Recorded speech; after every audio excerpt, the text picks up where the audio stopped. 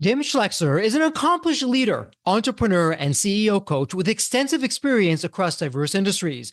He's the founder and CEO of the CEO Project, a renowned executive coaching company specializing in high revenue entrepreneurs. Jim offers a distinctive CEO coaching program that combines peer group discussions with personalized one on one coaching sessions led by former CEOs. He advocates for the concept of the lazy CEO, emphasizing efficient delegation and time management as essential traits for successful leadership. Jim employs diagnostic and strategic tools to identify business constraints and provide tailored advice to CEOs, and offers a curated advisory board, providing CEOs with unbiased and valuable guidance. Jim hosts the Lazy CEO podcast, a successful podcast focusing on entrepreneurship and CEO leadership, providing valuable insights to a wide audience. He's also the author of two impactful books, Great CEOs Are Lazy and Professional Drinking, a spirited guide to wine, cocktails, and confident business entertaining. In addition to his professional endeavors, Jim is actively involved in various nonprofit organizations such as the National Association of Corporate Directors, Boy Scouts of America, and Youth with a Mission. Jim is an avid soccer player and adventurer, having recently conquered Mount Kilimanjaro. He's also a certified level 2 sommelier, reflecting his passion for wine and cocktails. And before we start the episode, a quick word from our sponsor, Deep Wealth and the Deep Wealth Mastery Program. Here's Bill, a graduate, who says the Deep Wealth Mastery Program has transformed the KPIs we're using to accelerate growth and profits. Or how about Emery, who says, and I love this, and I quote, the Deep Wealth Mastery Program helped me create the right mindset for both growing my business and later my future exit. I now know what questions to ask, what to do and not to do, which is priceless. The team and I have found dangerous skeletons and gaps that we're now addressing due to the Deep Wealth Program. Today, our actions have a massive ROI. Absolutely love that. And now, speaking of growth and adding value, check out what Bruce says. And I quote, as a business owner, I'm always looking for new programs, systems, CEO peer groups, and strategies to improve my business. Hands down, the Deep Wealth Mastery Program is the absolute best. I'm both growing my business and preparing for a future exit at the same time. It doesn't get any better. And I got to tell you, as I hear these testimonials, this is exactly why I do what I do. My mission, the team's mission here at Deep Wealth, is to literally change the social fabric of society, one business owner at a time and one liquidity event at a time. The Deep Wealth Mastery Program is the only one based on a 9-figure deal. And that deal, that was my deal. You know my story. I said no to a 7-figure offer. I created a system that we now call Deep Wealth Mastery, and that's exactly what helped myself and my business partners welcome from a different buyer, a different offer, a 9-figure deal. So if you're interested in growing your profits, preparing for a future liquidity event, whether that's 3 years away or 33 years away, and if you want to optimize your post-exit life, Deep Wealth Mastery is for you. Please email success@deepwealth.com. Again, that's success, SUCCESS, at deepwealth.com. We'll send you all the information about the Deep Wealth Mastery Program, otherwise known as the Scale for Ultimate Sales System. Better yet, why not hop on a complimentary strategy call? We'll see where you are at your business and what's standing between you and your financial independence and your dreams. So that's where you want to be. You want to be with other successful business owners, entrepreneurs, and founders just like you who are looking to create market disruptions. Whether you're a startup, whether you've been in business for 3 or 4 decades, whether you're manufacturing, whether you're high tech, SaaS, low tech, whatever the case may be, come on in and network with other business owners, with other businesses just like you, because they all want to lock in their financial freedom and enjoy both success and fulfillment. Again, the 90-day Deep Wealth Mastery Program, it has your name on it. All you need to do is take the next step. Please send an email to success@deepwealth.com. Deep Wealth Nation, welcome to another episode of the Deep Wealth Podcast. You heard the official introduction, but I got to tell you, it is fantastic because in the house, we have a fellow entrepreneur, a thought leader, a fellow podcaster, and he is going to rock your world with what's there. And let me ask something, Deep Wealth Nation, before I bring on the guest. Do you want to achieve breakthrough results? There is that missing piece of the puzzle. Guess what? Coming out of this episode, you may have found that. So, Jim, I'm going to put a plug in it right there. Welcome to the Deep Wealth Podcast. An absolute pleasure to have you with us. I'm curious because there is always a story behind the story. So what's your story, Jim? What got you from where you were to where you are today? And well, thanks, Jeffrey. Thanks for having me. I appreciate it. I was a weird kid. I read Think and Grow Rich when I was 13, and the whole idea of being in business appealed to me. Even though I was a math and science kid, I said, that seems like a lot of fun. It is the greatest game ever, because I was a video game kid too. Uh-huh. And so I began to move in a direction of business and understanding it and reading books about it. I did get an engineering degree but immediately went and got an MBA and moved over to sales and marketing and then ultimately general management at the age of 29.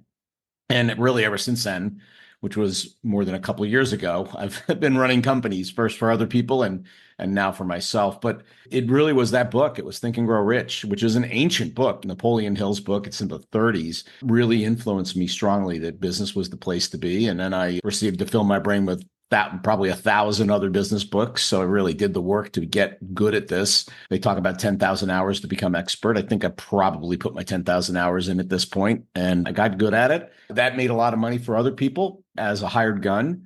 Luckily, there was some equity participation, and that really changed my position. And in the early 40s, I achieved sort of financial independence and said, I really don't need to worry about money anymore in my life. Just do the math and it's all going to work out. But there is an incredible weight that gets lifted.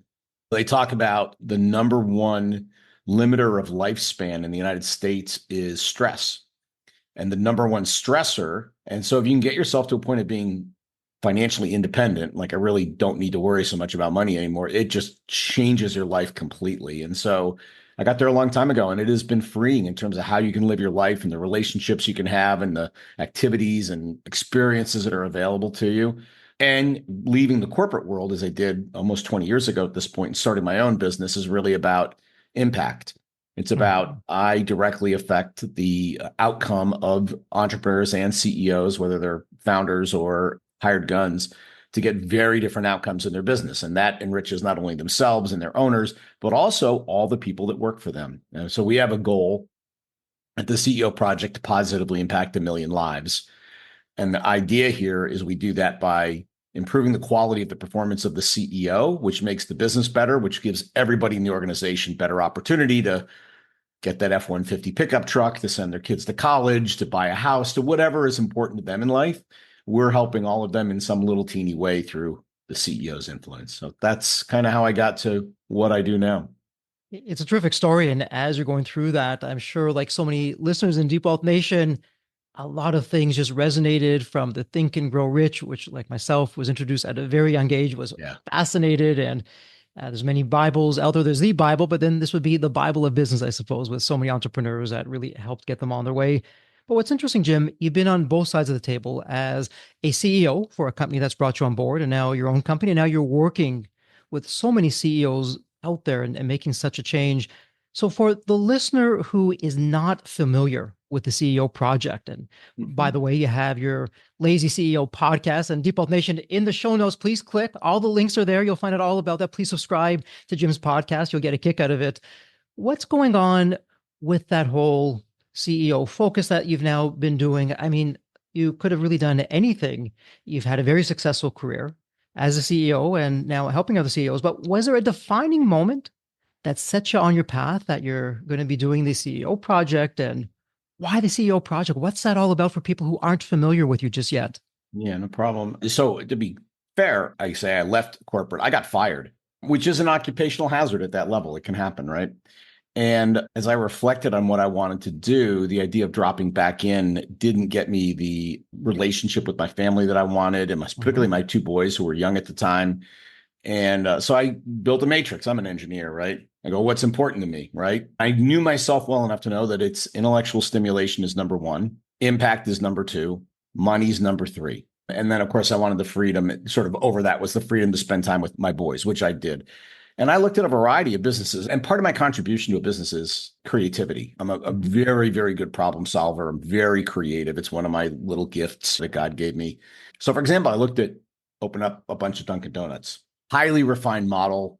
It's hard to screw it up if you get the right location. I said, but here's the thing. They go, you will not change one period, one comma, one semicolon, one letter in our contract with you.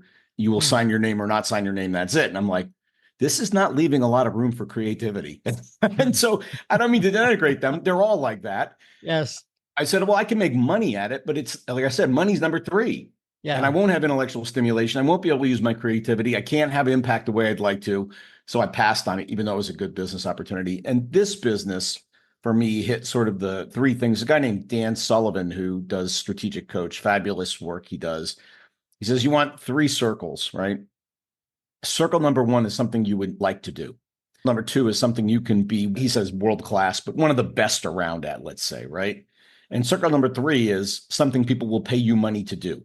Hmm. What you want to find is that little triangle where those three circles overlap. That's your happy place. And honestly, this idea of working with CEOs, I'm solving with them their hardest problems. I'm having a huge impact on the business. I love it and I'm good at it. I'm like, wow, it hit all three circles. So what we do is we work with CEOs to help them grow their business. We're all about growth. We're all about getting from here to there in their business, improving their profitability as we go, because many times people are all about growth, but they forget to make money, and businesses need to make money. It's the oxygen that we breathe to continue operations. And we're quite good at it. I remember not that long ago, I was flying with one of our members on his private jet. And he said, Jim, the reason I'm on this jet right now is because of you and the insight that you gave me and the help you gave me and the honest truths that you gave me that helped me get to the place I'm at right now. And I was impressed. I wished I had a jet, but okay, it's good. You know, you don't need a jet. You need a friend with a jet. So his life was transformed as a result of being part of the CEO project and becoming a better CEO. When we first started working with him, he was kind of terrible. And then now he may be one of the best CEOs I know. And I'll take like a teeny little bit of credit for that. He was obviously a huge learner as well. So that's what we do. We help people just get better. And the key thing to think about, the key takeaway is if you are not dramatically improving your performance as the CEO, you'll become the point of constraint, the inhibitor to the future growth of your business. So you've got to kind of stay ahead of the crowd in terms of your capability. If you fall back and say, yeah, I'm good, I don't need to really do this anymore, the company will catch up to you and you will now stop the company from growing. So if you want to keep growing, you have to keep expanding yourself, and we help do that. It's a terrific segue. Everything that you said, there's so many different areas that I want to jump into. I'm going to have to constrain myself. We don't have enough time. It could be a multi-episode series going on here. People Nation, I want you to go back to the Jim show and Jeff notes. show. Let's do it. Why not? But People Nation, go back to the show notes and I want you to click on the link and get Jim's book. Great CEOs are lazy, how exceptional CEOs do more in less time. And I love how you approach that, Jim, because you talk about, okay, just what you said right now. Okay, where is your point of constraint? And then we'll talk about this later on, but the learner hat, the architect hat, the coach hat, the engineer hat, the player hat, which I love because aren't we all of those at one point or another, or sometimes all of them still, even though we shouldn't be? But Mhm. what I was wondering as you're going through that, there's a myth that you're breaking out there, thank goodness. And that myth is you've got to work really hard to achieve the results. In fact, you just shatter that in the introduction. What got me right away, I love the quote from Bill Gates. I Yep. chose a lazy person to do a hard job because a lazy person will find an easy way to do it. And wow, doesn't that say a lot? So why don't you share for Deep Wealth Nation how they can, and entrepreneurs, business owners, CEOs, they can really shift their mindset, be lazy, but not in a negative way, actually in a positive way to really prioritize what matters. Would love to hear your thoughts on that. Michael Gerber talked about this in his book, E-Myth and E-Myth Revisited, and he wrote a number of others, but those are the popular ones. He talks about working on the business versus in the business. And many times as we're getting going, we have to be in the business. I mean, I was when I got my business started. But over time, you need to move on working on the business. And that's really the starting place. Where he ended, I started, which is, okay, great, on the business. What does that mean? And the answer is you need to do two things. And I'm going to go back. The whole thing is based on a theory of constraints by a guy named Eli Goldratt. Goldratt said in any system you can name, there is one particular point that controls the performance of the whole system. Mm-hmm. And the job is to figure out what that is and open it up. You can think of the simple example, a garden hose. Mm-hmm. Garden hose is supposed to put water through the end, but if there's a kink in the hose, the only work that's valuable is to find the kink and open it up. The same thing's true in your business. You want to grow your revenue or grow your profit. You go, where is the kink in the hose? Where is the point of constraint? Our job as CEOs is to find that point of constraint and open it up. And for that limited amount of work, you get an improvement in the entire business performance. It's crazy, right? So let's say one machine in your manufacturing operation is limiting your production. You got lots of orders. You just can't get enough volume through. Figuring out which machine it is and upgrading it or replacing it or adding a second machine just improved the performance of the entire business with one move. And that's really what the book talks about. Great CEOs. And I interviewed Jeffrey probably 3,000 or 4,000 CEOs over the last 20 years. Mm-hmm. The really good ones, this is exactly what they do.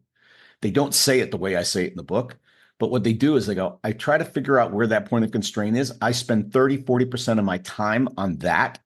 And then everything else that CEOs are supposed to do, with little air quotes, Mm-hmm. I jam down into a minimum amount of time.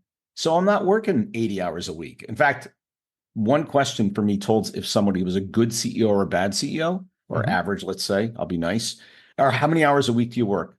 Mm-hmm. And I regularly would have CEOs that go 80 hours a week. I'm like, in my little head, my little mouse Mm-hmm. brain, I go, this is not a very good CEO in front of me. Mm-hmm. They're not in control of their responsibilities. Somebody says, 50, 55, 60, depends on what's going on. I'm like, that's a good CEO. They've managed their time. They're working on the things that matter, probably. We had some Mm-hmm. other questions we asked, and hopefully they're getting great results. And the great results come from find the kink and open it up. And that's where the hats come in. The hats help you think about, how do I find the point of constraint, the kink in the hose, and how do I fix the point of constraint? And that is the CEO's job. It's funny, just real quick. I mean, I've got an MBA. We screwed this up. We told people that you all have stakeholders, Mm-hmm. and they're like the environment and your employees and your customers and your bank and your little, those are all stakeholders in your business. So we're smart. We go, I got this. 10%, 10%, 10%, 10%, 10% of my time, and everybody's going to be happy. We call this peanut buttering your time. Mm-hmm. If you peanut butter your time across the business like that, sort of trying to deal with all your stakeholders, you're never going to get an interesting result. Mm-hmm. Good CEOs maldistribute their time to the point of constraint. They go, I'm not going to talk about engineering, production. My issue is sales. I'm going to spend all my time on sales until I crack that nut. Then I'll look for the next point of constraint and I'll spend all my time there. And that's what the good ones do. I really couldn't agree more with what you're saying. I'm right there with you. Let me Yeah. put myself under the microscope. I've made so many mistakes. People see me and say, Jeffrey, look at that success.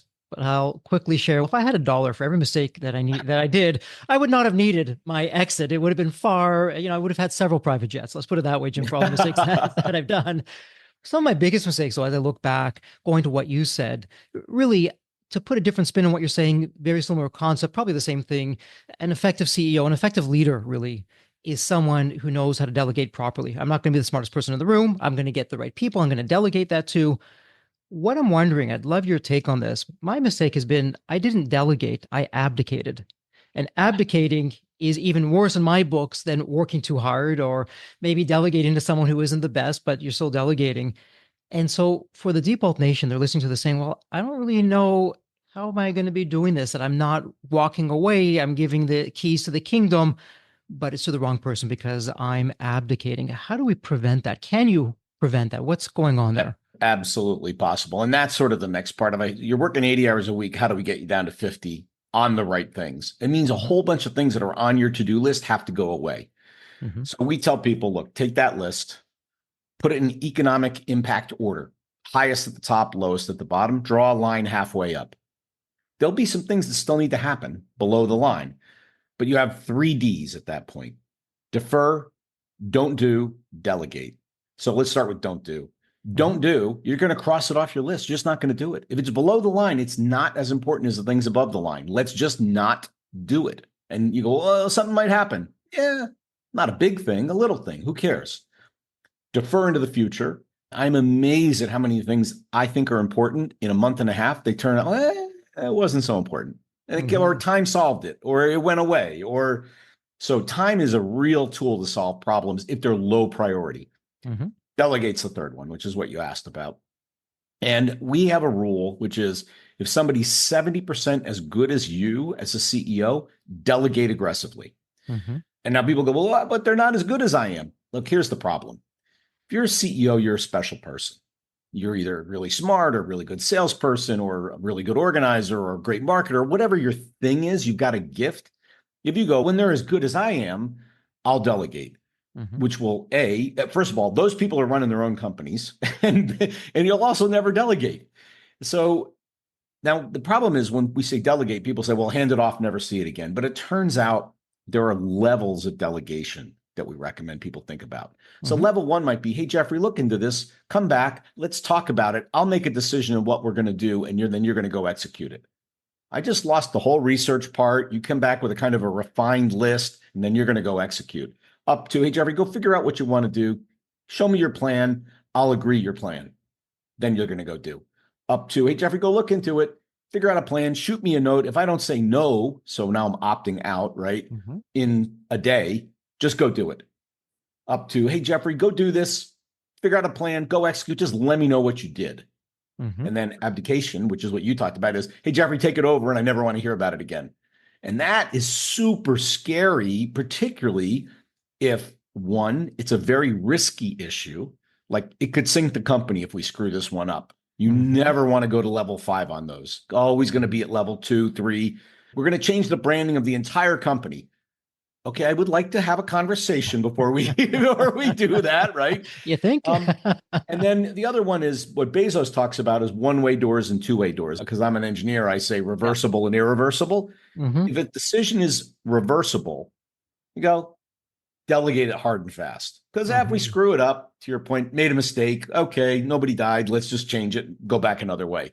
If it's irreversible, and let me just say, there really isn't anything that's irreversible. It's going to take a bunch of money and a bunch of time, but Hmm. everything's, even bad tattoos are reversible, right? So Not always. hopefully. So irreversible, we're more careful about those two. And Uh-huh. then to your point, you got to consider, am I delegating to a low competency person like a newbie Hmm. or like my really trusted COO?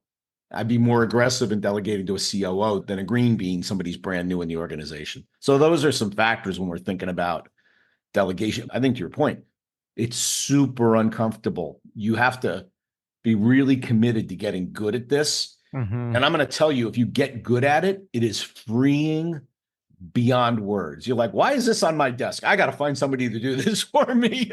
Why am I working so darn hard? It's a superpower.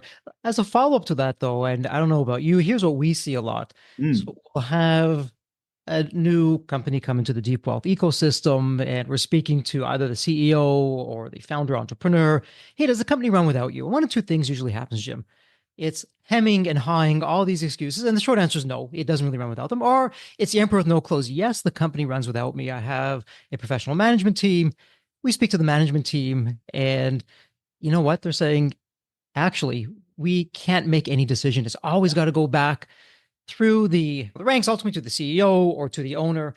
And so, for our listeners who are saying, you know what, that's kind of me, if I'm open and honest about that, what would you say of how do you really get it right in terms of that cadence of, okay, you have some oversight, but it's not too much on the one hand. We've talked about abdicating and yeah. not just walking away, but we're delegating with just the right amount, not too little, not too much. I suppose it's the Goldilocks scenario.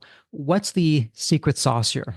I used to use a simple rule of a monetary rule. Depending on the size of the company, gave me the size of the project I could delegate without concern. Hmm. So when I was running a 20, $30 million company, I could delegate to a direct report something that would cost 100 grand, Hmm. 50 grand. And I'm like, just figure it out. 50 grand Hmm. isn't going to kill us. It's fine. Just go do it. Figure it out. When I was running a $300 million company, that number might be a million or 2 million to a trusted exec team report. It's $1 million decision. Just go make it. I don't need to Hmm. be involved. A $20 million decision, on the other hand, I need to be involved in that decision. And so I think what I've seen is that people don't discriminate based on economic impact. I got to be involved digital. I got to be involved or not involved. I'm like, well, Hmm. why would you be involved in picking the sandwiches for the company picnic? Right. It makes no sense. Get out of that. Why would you even why would you even want to see the catering quote? Why would you want Hmm. to see the tent rental? Just give it to somebody and let them figure it out. It's low risk. It's not a Hmm. lot of money. Hmm. You got better things to work on. And Hmm. yet the analogy we use for people that are all data flows in and out of my office, right? Is if you remember those old time switchboard operators, Sure. You call Macy's, Gimbals, whatever, and they, Mr. Schleckser, yep, connect Mr. Feldberg, Mr. and they connect the little wires. Let's say, and they're mostly women in those days, but they could do 100 phone calls an hour. Mm-hmm. What happens when 200 comes in? 400, 800. You go, I'll get more people. Yeah, but there's only one CEO. So if all of the switch calls are coming into your desk and you've got to connect the dots, eventually we run out of you. And I go back to my point before, you just became the constraint to the growth of the company. You may feel good because you think you got your fingers in all the pies, but you are limiting the growth of the company with that behavior. So true. And we've got to lose those golden handcuffs so we can get back to doing what we enjoy and what we're really good at.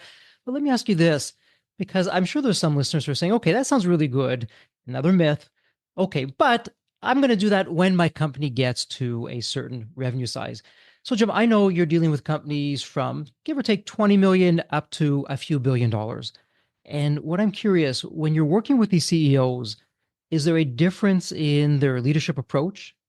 Or is it doesn't really matter if it's a $2 billion company or a $20 million company. The leadership approach is really one and the same. What are you seeing there? I'd say the biggest thing that changes as you scale is in the early, like the $20 million, you just got a most of a management team in place. And Hmm. so you're not CEO and number one salesperson, number one engineer, number one financier, number whatever your specialty is. You're just the CEO. And it causes a crisis of identity. I don't quite know what this job is or what I'm supposed to do now that I'm not the sales guy anymore, gal or marketing Hmm. person. So that's one. In that zone, they go, I don't know how to hold people accountable, delegate and hold people accountable at Hmm. the lower end of that range. As you grow, people get good at finding great people, framing the problem, giving them specific and measurable goals, and then holding them accountable to get it. At the high end, billions, you really are dealing with leaders managing leaders, right? So you think about the first level, it's I'm leading other individual contributors, and then I'm manager managing managers, and then leader leading managers, and then leaders leading leaders, right? So there's like this evolution of the behavior. But if Uh-huh. you go to a very large company, you will find a master talent assessor and delegator, Hmm. and also somebody who's incredibly self-aware because they go, I know I'm horrible at these four things, so I'm going to find global class people to put around me. Remember my three circles. I hate it. I'm not good at Hmm. it.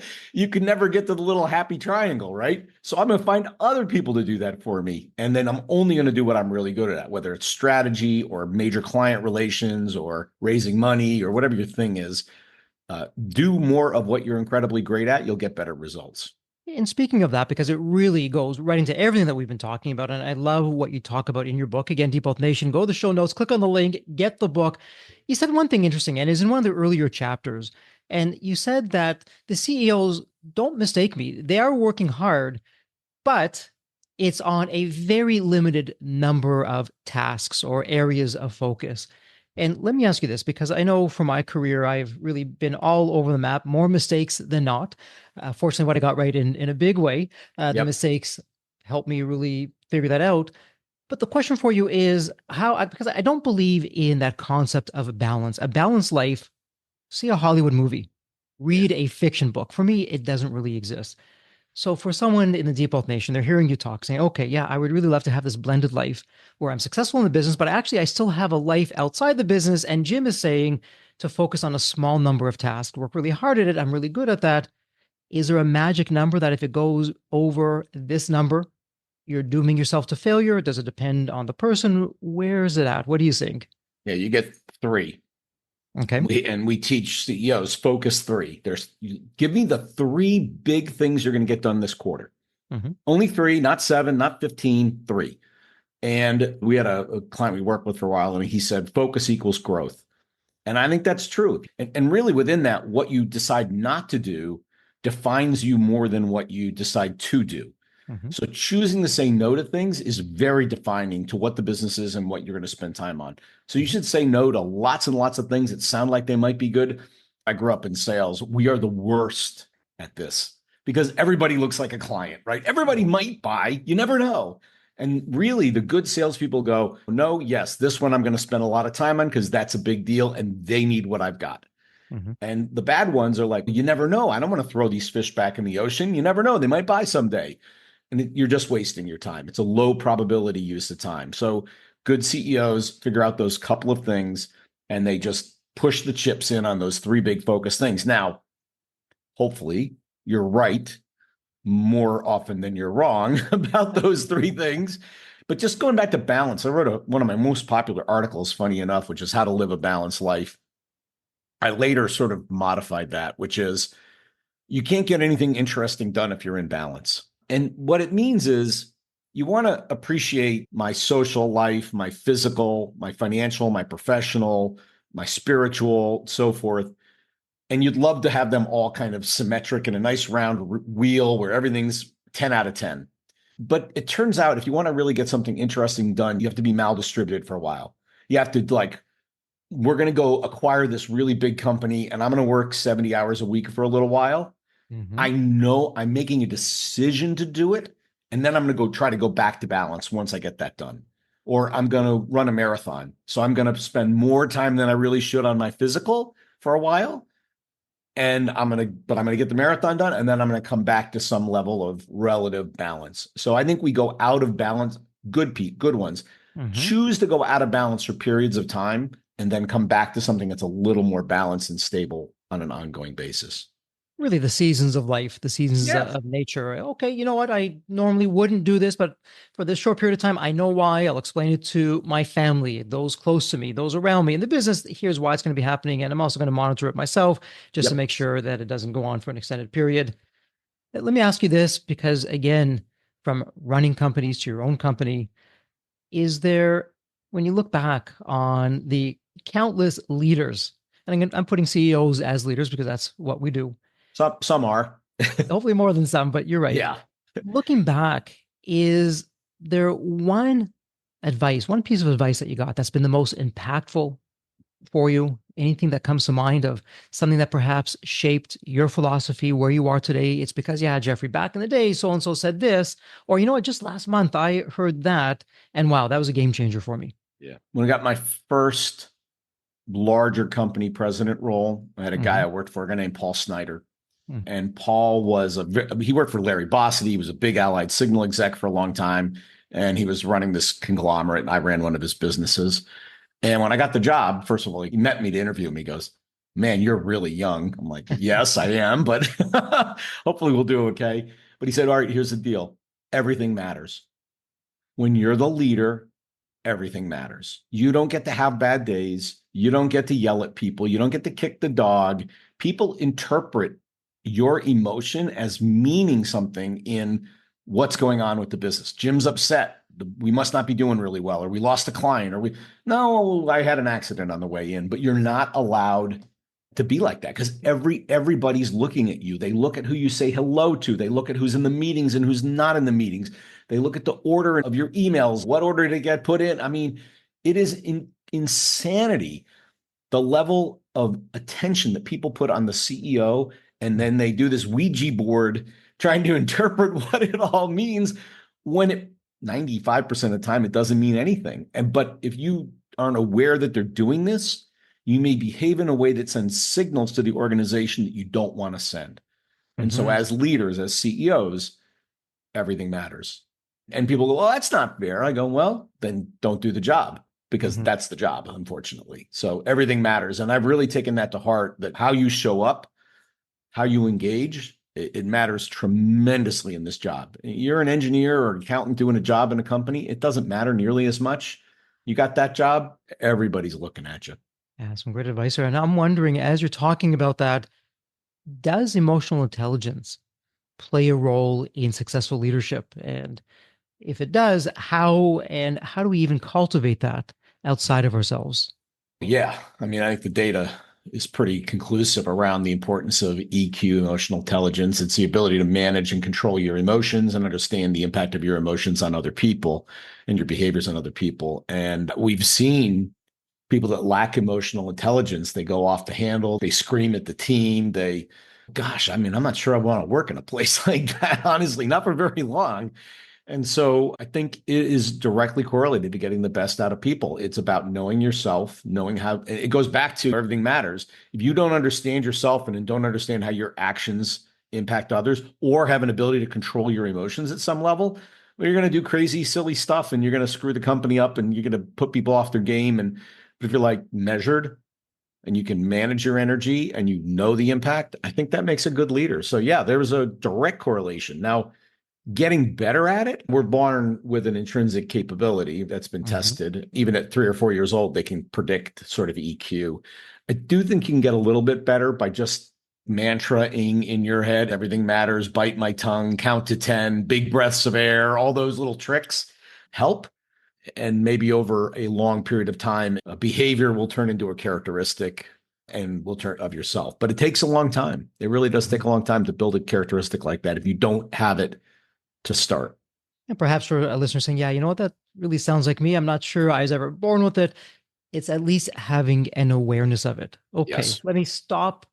What would someone with a high emotional intelligence, how, best guess, how do I think they would react? I'm going to do this. Maybe not such a good idea. So there is hope for that. I've used, so the Pinocchio, they had the little cricket, Jiminy Cricket, right? Yeah. I think you can engage your team if you're willing to be vulnerable. This is the other Hmm. thing. You got to be willing to be vulnerable. You engage your team to help you. Hmm. You go, hey, I'm trying to get better at XYZ. I don't want to blow up the way I've blown up in the past on stuff. When I do it, I want my CFO or my CEO, somebody I trust Hmm. to go, Jim, touch the nose or or wiggle my ears. Like you're doing it, interrupt the process. Oh, yes, I am. Okay, great. Thank you. Maybe have somebody help you check in your backswing, so to speak, right? Yeah, so true. And actually, you touched on one of the questions I was thinking about, and that's vulnerability. Yeah. Because for some, they'll say vulnerability, particularly in a leadership position, it's weakness. And clearly, in my experience, it's not the case. But you can say, Jeffrey, on base, off base, where's vulnerability for you in terms of being not any leader, but an effective leader, an effective leader being vulnerable. I think people don't like invulnerable people. They just don't. You think you don't make any mistakes. You think you're can't take any critique because there's none to be had. You can't get better. Boy, that's not a very likable human being. So I think you got to lead with vulnerability. If somebody tells me I'm wrong in a meeting, I've Mhm. diminished my leadership competency. And I would say, absolutely not. People go, Jim's still the CEO. He's still running the joint. He's got all these other great characteristics. He's smart. He works hard. He whatever the things are. And oh my gosh, he can actually, when he's wrong, he listens and does something about it. I think it makes you more human, a better leader, more likable. And I think people follow people they like. Yeah. And being vulnerable is part of being likable. And there's a combination of competency and vulnerability that go together, right? Hmm. If I'm only vulnerable and I'm not competent, that's not very interesting, right? That's like that's a mush. If I'm competent and not vulnerable, I'm invulnerable, I'm arrogant, I'm all the other. But if I have the combination of both, they go, you're human, you're compassionate, and you're really competent. That's the kind of person you want to follow, I think. I think so. My experience has been people want someone who's relatable. And so if you're absolutely perfect, That, people can't relate to that. At the same side, if you're always a mess, people can't relate to that either. But someone who says, okay, you know what? I see some of me in that person, and Jeffrey owned it. Yeah, he just lost it over there, but he owned it. He said, yeah, I made that mistake. Not, yeah, I like that. It's something about the human condition that we want to see. Okay, yeah, I can relate to that person that just like me. I'm right with you on that. yep. Jim, before we go into wrap up mode, unfortunately, before we go into wrap up mode, Yeah. so many questions, but let me ask you this. Artificial intelligence, it continues to change life, business, society as we know it. Where we are today and best guess going forward, AI, leadership, CEOs, what do you see? What's going on there? Any technology has an adoption cycle that starts with hype. Hmm. And we are in the hype phase of AI. Like it's going to change everything and nobody's going to work anymore and all the jobs are going away. No, that's not going to happen.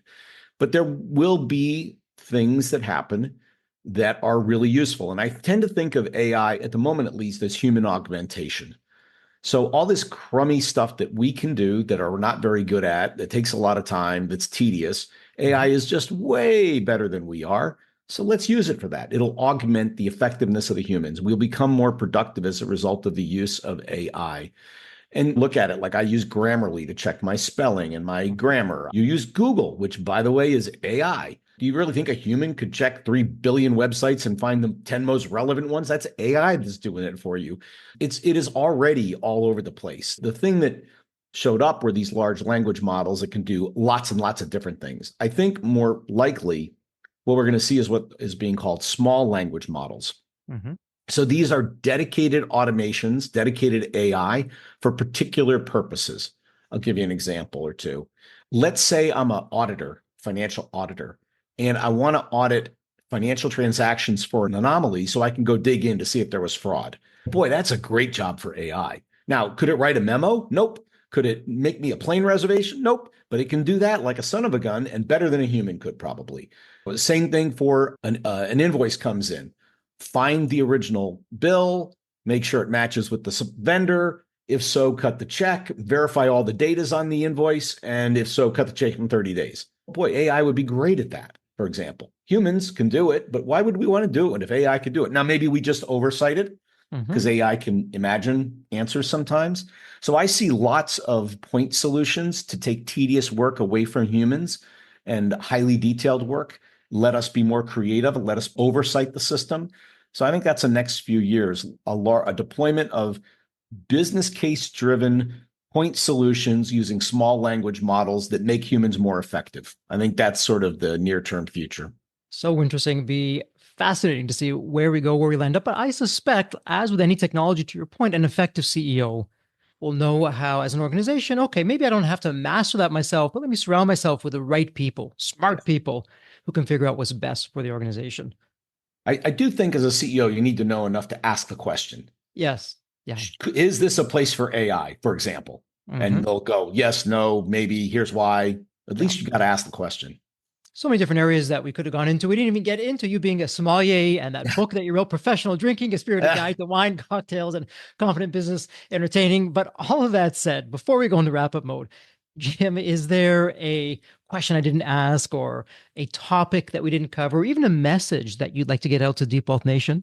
A lot of people, when they get to the CEO job, they think they finished, right? We're done. I won, right? I hit the finish line. I've got the big job, or I started my company and it's growing. I've won. And I think you really have to embrace this concept of lifelong learning, no matter what you do. And whether that's a CEO peer group as part of your infrastructure, like we make, or classes or reading or something. But, gosh, Jeffrey, I've run into CEOs that are 50. And I mean, a long time ago, I thought that was young now or old. Now I think it's young. And then they go, Jim, I've moved into the teaching phase of my life more than the learning phase of my life. And I'm like, are you dead? What do you mean?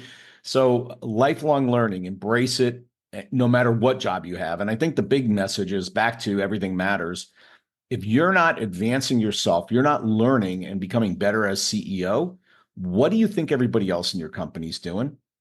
They're looking at you. So the modeling and signaling that you send by investing in yourself to make yourself better is what you want everybody in your company doing. You darn well better do it. You can't say you go learn and get better, but I'm the perfect answer. That's not going to fly. So learn. That's my message. Yeah, spot on. And a quick follow-up to that. I know we're going to wrap them up, but one more question before that, because I know there are listeners in the Deep Wealth Nation. They're saying, okay, yeah, Jim, I hear you. The CEO project sounds interesting. Here's the but I don't have the time. Or I've heard of other CEO groups and maybe I've even been a part of it. It was a waste of my time, or they didn't get me, or I didn't get it. Not for me. So what would you say to someone who maybe is even enjoying themselves in another CEO peer group or not Yep. even part of one? They're buying into all these myths of why the CEO project is different, why it's possibly for them. Yeah, I founded the business. I designed the CEO project for larger and more sophisticated CEOs. And we have seen them participate in other groups and they find them to be not what they need.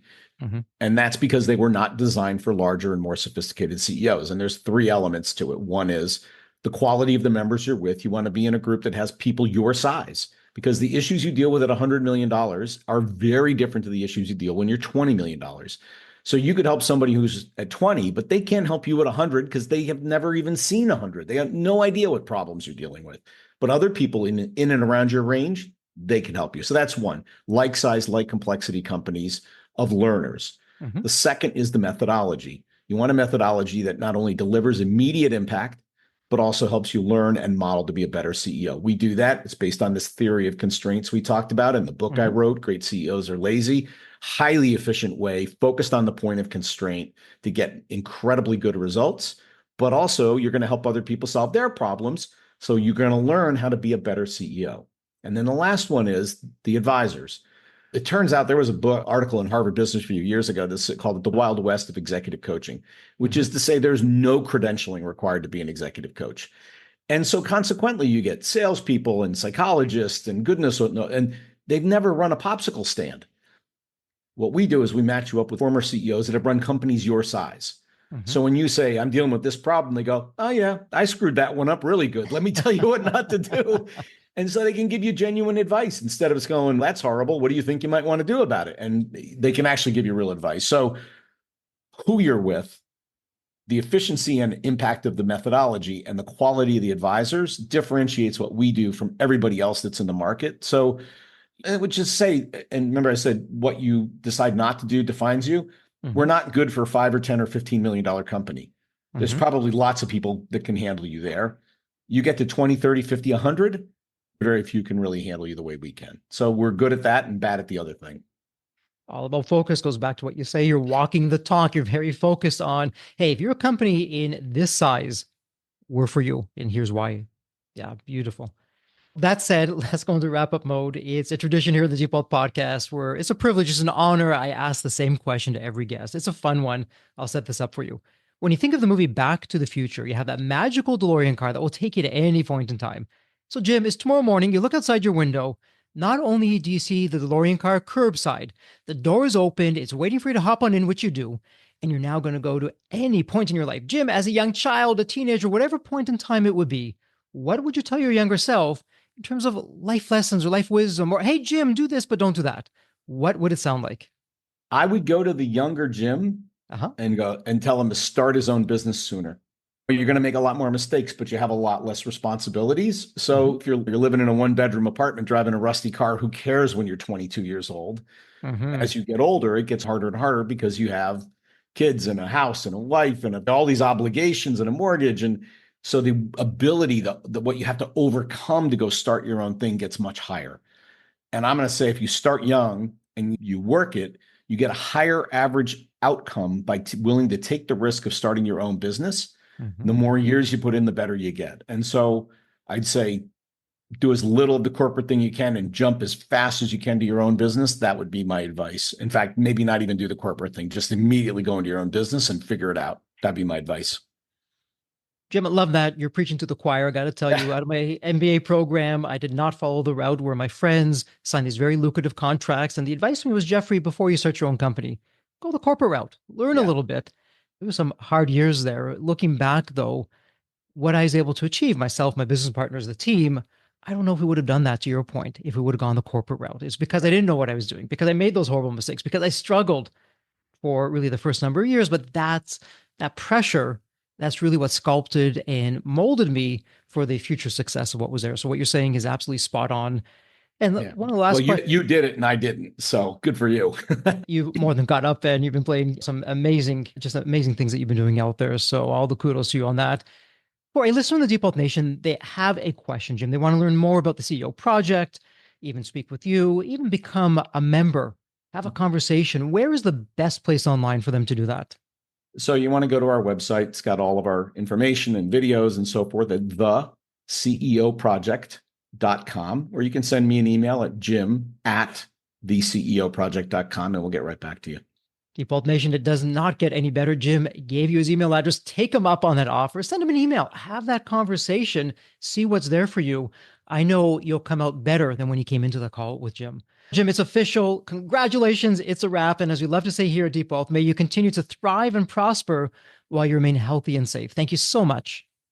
Thank you, Jeffrey. So there you have it, Deep Wealth Nation. What did you think? So with all that said, and as we wrap it up, I have another question for you. Actually, it's more of a personal favor. Did you find this episode helpful? Have you found other episodes of the Deep Wealth Podcast empowering and a game changer for your journey? And if you said yes, and I really hope you did, I have a small but really meaningful way that you can actually help us out and keep these episodes coming to you. Are you ready for it? The dramatic pause. I'll just wait a moment. Drum roll, please. Subscribe. Please subscribe to the Deep Wealth Podcast on your favorite podcast channel.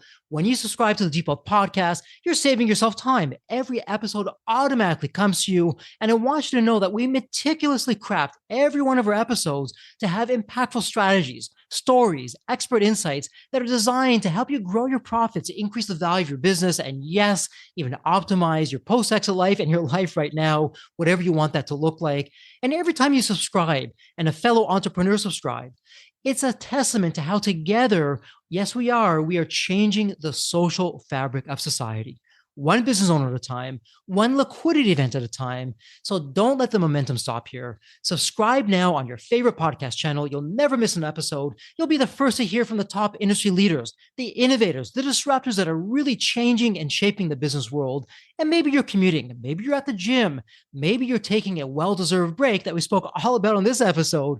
The Deep Wealth Podcast, it's your reliable source for the next big idea that could literally revolutionize your business. So once again, please hit that subscribe button, stay connected, inspired, and ahead of the curve. And again, your next big breakthrough moment, it might just be one episode away. Maybe it was even this episode. So all that said, thank you so much for listening. And remember, your wealth isn't just about the money in the bank.